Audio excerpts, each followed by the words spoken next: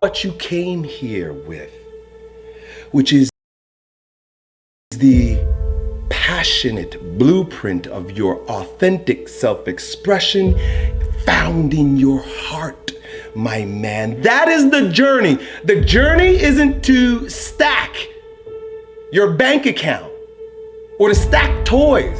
That's the lie. That's what we've been fed. That's what we've been told. That is a byproduct of one of two things.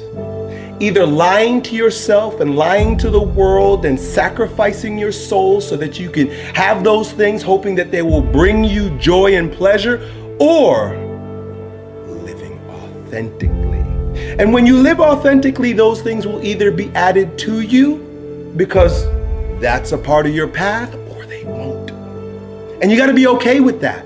Because if you're focused on the outcome rather than the journey, rather than the art, rather than the self-expression, the poetry, the authoring of your own life, being the authority of your own life.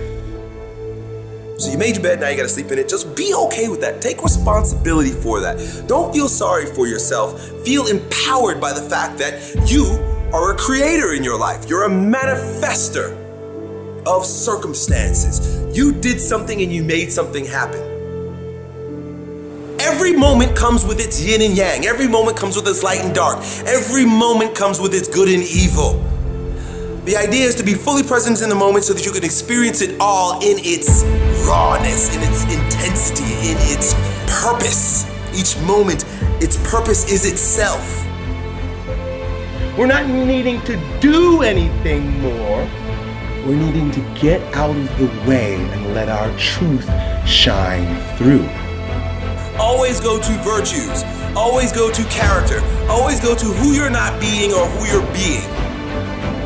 When you're ready to be great, greatness shows up in front of your eyes.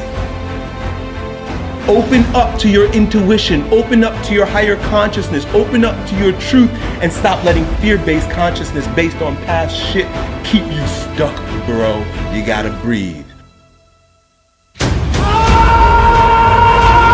Feel the pain happening in your legs as you rep out one more squat. Because it'll be all the more pleasurable when you reach the inevitable other end of the spectrum where you're laying in your hammock, sipping on a protein shake. Boy, I really went hard.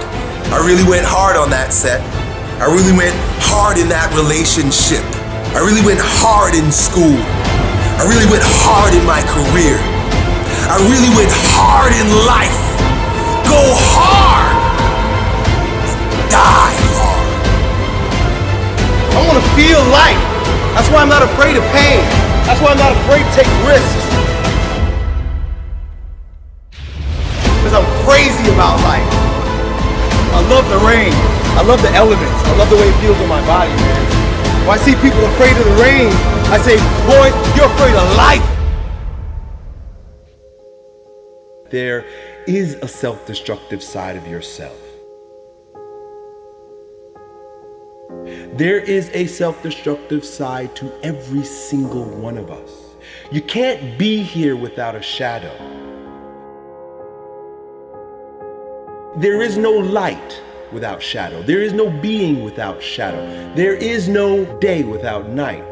The self-destructive side of yourself is just as important and intricate to your wholeness as your seemingly more positive or resourceful side.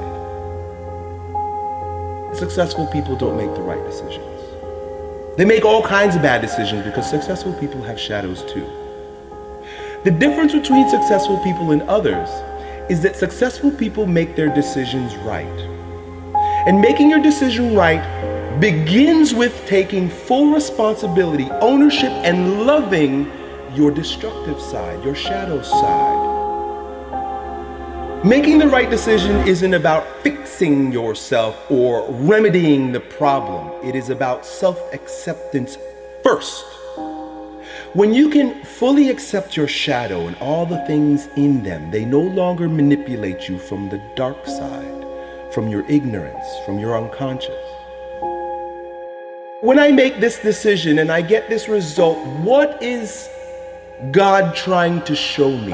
What is my inner being trying to reveal to me? What part of myself have I denied and now is manipulating me from the underworld?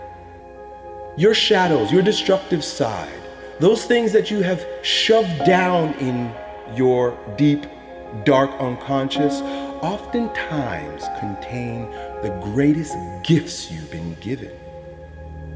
You think yourself as a loser. You really do. That's why you can't win.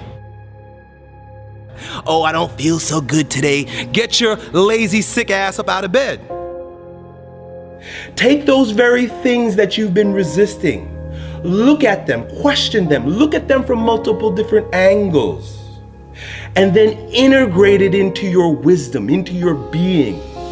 Knowing thyself is first, foremost, primary, foundational, and means way more than anything else. Indulge in the pain. Feel the pain. If you've got a broken ankle, just feel the fucking pain. When you're working out and you just like, you want to die, feel the death happening in you. You're going to be living as a shell of yourself. It might be a shiny, flashy, expensive shell, but just a shell, my friend. If you're being yourself and being your truth, you have no desire to push anybody else off of their truth or try to bring them onto your truth with your righteousness. Every single limitation that you have is designed to make you a bit stronger, either by teaching you how to move over, around, or through a brick wall, or shedding light, becoming enlightened about your shadows. You want to live a big game, you got to figure yourself out, and you got to start dealing with yourself objectively. If you know you're fearful, get very clear about what you're fearful about, why you're making choices in your life based on that fear, and then face that fear. It is never our job to get anyone else to believe in, trust, or accept our stance. It's never our job to be right. It is always our job to be true. Love your destructive side. Accept your destructive side. Remember that it is equal in part to your light side, and it will always be there. Now, we live in a world that causes us, forces us, conditions us to look outside ourselves for answers. This is normal and natural based on the conditioning we've received. Meaning that where I stand is never good enough because I need reference for that to be validated. I need, like you say, relationships, friends, family, school, and work. I need other people, other circumstances, other reflections to show me my worth. This is the fall of man. This is where we lose ourselves, and this is where we get knocked off of our ground, my man. If those bad memories come and you notice that an anxiety rises in your belly and chest, then the time is now to do something physically to expel it, to exercise it. When you see greatness in anyone, what you're seeing is your own self-power personified right before your eyes. I am you, you are me. Together we rise. It doesn't matter if the world is crumbling down around you. It doesn't matter what's happening. You gotta look outside the box. Where are the warriors that say, I'm gonna make a decision and I'm keeping it? Devotion, discipline. Devote yourself to something bigger. Be decisive about what you're gonna do. Say, I'm gonna do it and that's it. And then be disciplined about getting it done every single day, whether you feel like it or not.